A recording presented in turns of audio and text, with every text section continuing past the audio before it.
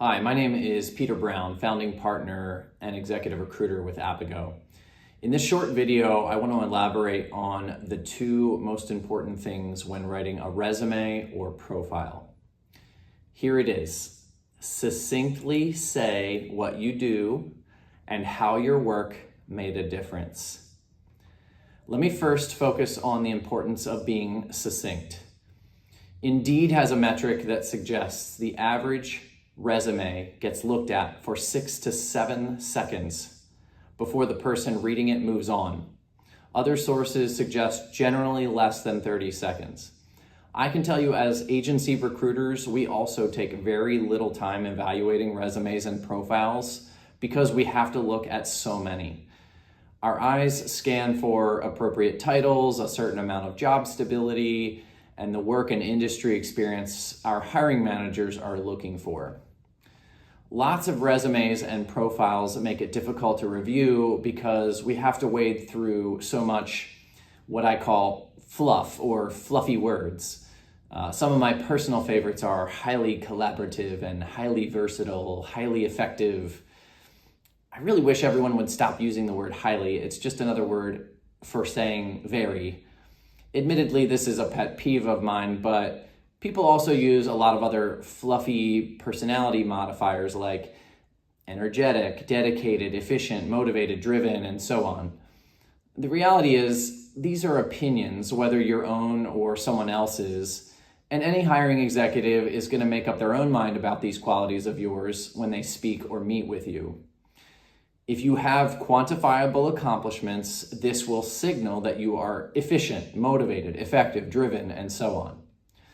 Another common mistake is heaping up words to make things sound better. For example, someone's accomplishment started like this: successfully spearheaded the implementation of an efficient procure-to-pay system. All that was needed in that section was implemented procure-to-pay system. You might ask, so how do we know it was successful and efficient? Because the second part of the accomplishment read, it led to a 30% reduction in processing times and an annual cost savings of 20%. That's how you know. That may sound like I'm nitpicking, but that's one example. If you multiply all the fluff and heaping up of words across an entire resume, I promise you it becomes difficult for the person reading it to sift out what matters and what doesn't, and they stop paying attention. So make it easy for those reading your resume or profile and eliminate the fluff. There are great tools online to help you write more succinctly. Some people also ask how long they should make their resume or profile. We don't think there's a universal answer, but the more experience you have, the more right you have earned to a longer resume or profile. When it comes to resumes, we suggest if you have less than 5 years of experience, 1 page. 2 pages if you have less than 10 years, and so on. Keep in mind that experience from early in your career needs less elaboration than your most recent 10 years of experience. If you have an entry-level job 15 years ago, you may only need a title and 1 or 2 bullet points to capture what's needed. Make space for your most recent experience. Now, when creating your content, as much as possible, you want to talk about what you did and the results your work achieved. Google has a great XYZ formula, and I'll share a link to the article.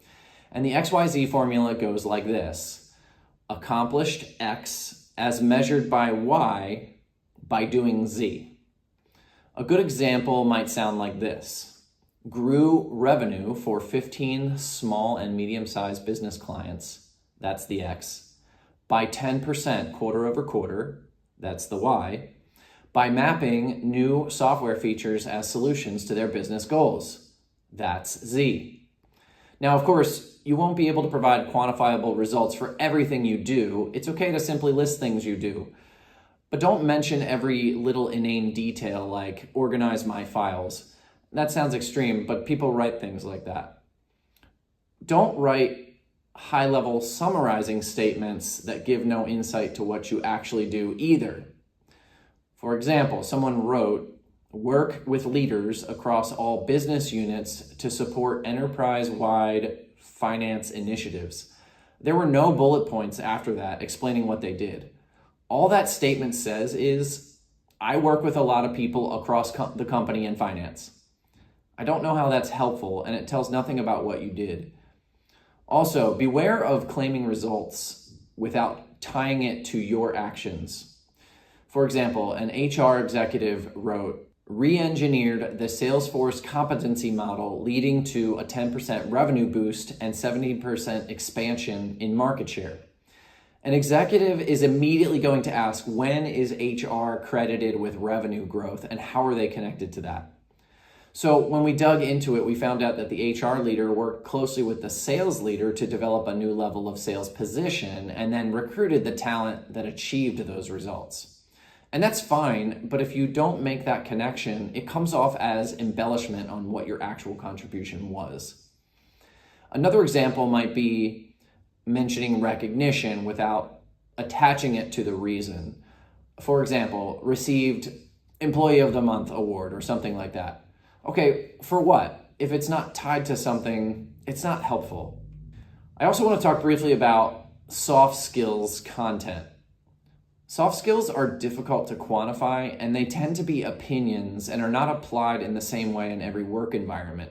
So we suggest you cover that during an interview process. If you want to quantify soft skills on a resume or profile, give testimony to what others said about you or how they recognized you. Otherwise, you probably don't want to fill too much of your space with these things. Another thing you should provide specifically on your resume is a brief description of the companies you've worked for. LinkedIn automatically helps with this on their platform. And hiring executives do care about the environment in which you have your experience. For your resume, I would include the following. First, company size. That could be number of employees or company revenue. Second, industry space, referencing the type of services and solutions and or products that the company offers. And third, a broad reference to the type of customers they serve, but you probably shouldn't mention any customers by name. A good example might sound like this. $100 million cybersecurity solutions company serving national security and three-letter agencies. The last thing I want to suggest in closing is I recommend that you review and add content to your profile or resume quarterly or at least annually. Look back and write down what you've done and how it made a difference. It will become quite challenging to remember anything quantifiable if you wait long periods of time. Every time you receive recognition, send yourself an email and describe why you received it and quantify the results, and add that to your resume or profile later. Another good time to review your work is during an annual review with your boss. You could ask your boss if they have any insights into how your work made a difference over the past year. It may also help them realize your impact and help improve your annual increase. The things that you accomplish are a major factor influencing your value in the workforce and ultimately how much you get paid. It's important to reflect and record this information. Thanks for listening. I hope this was helpful.